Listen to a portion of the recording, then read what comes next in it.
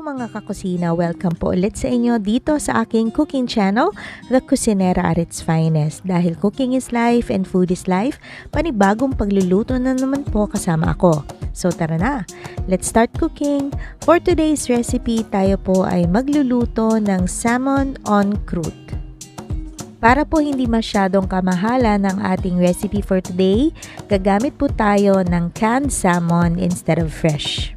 So I'm using 2 cans of pink salmon chunks in oil and patitiktikan lang po natin ito para ma-drain yung kanyang liquid and oil. Natutuwa ako mga kakusina because finally we have a local brand that sells canned salmon. Usually kasi mga imported brand yung nakikita ko sa grocery.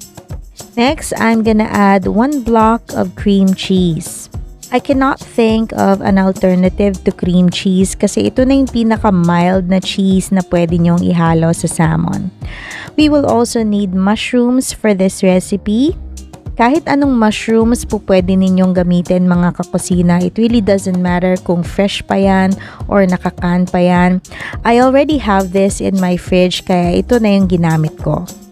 Chop it finely like this because we are going to add this into the salmon mixture later on.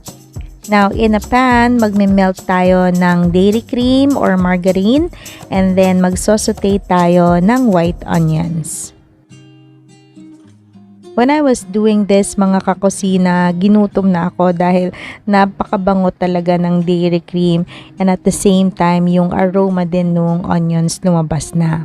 To help soften the onions, I added a pinch of salt. I also seasoned this with ground white pepper. Naglagay din ako ng 1 tablespoon of garlic.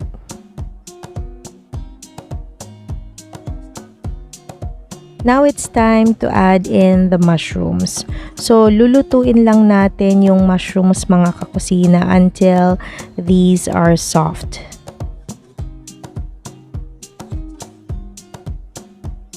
To enhance the flavor of our mushrooms, I also added 1 teaspoon of red chili powder.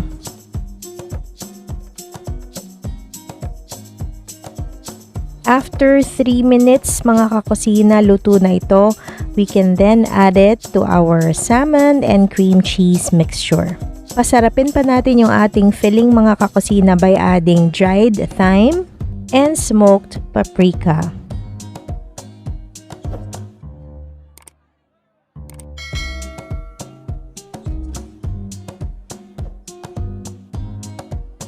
Just to share mga kakusina, en croûte means it's food that is wrapped in pastry and then baked.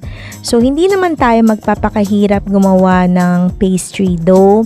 May readily available na puff pastry sheets sa mga groceries and supermarkets kagaya ng ginagamit ko ngayon.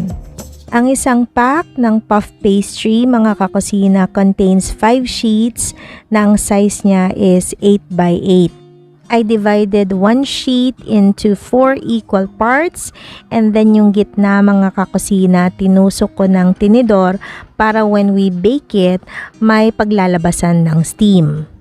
So maglagay lang kayo ng salmon filling sa 2 sa 4 na squares na ginawa ninyo and then yung other 2, yun yung ipangtatakip ninyo.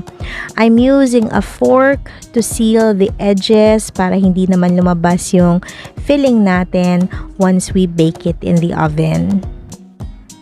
Now, I lined my baking pans with baking paper para pag pinake natin yung ating salmon en croûte, hindi ito didikit sa pan, madali natin siyang mahahango.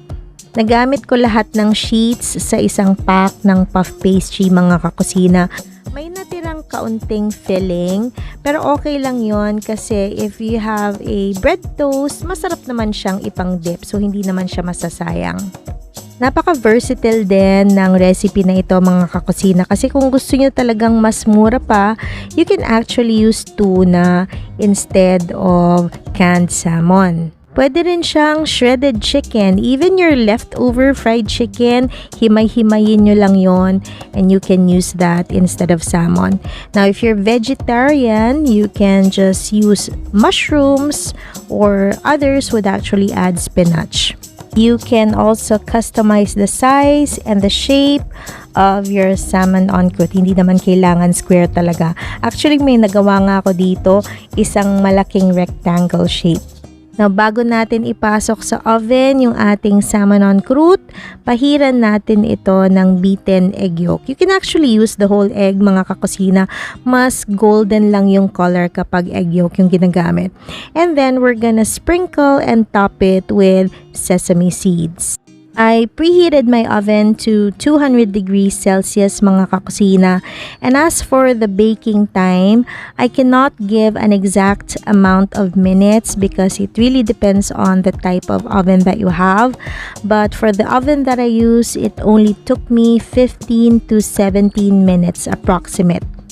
So that is it, mga kakusina. Isa na namang kusinera recipe ang nailuto natin at na-share natin for today. Now, if you do like this video, give it a thumbs up. Share this video to your family and friends. And kung hindi ka pa nakakapag-subscribe sa channel ko, mag-subscribe ka na para naabangan mo yung mga upcoming videos ko and recipes. Thanks again for watching, mga kakusina. See you again on the next video. Bye now!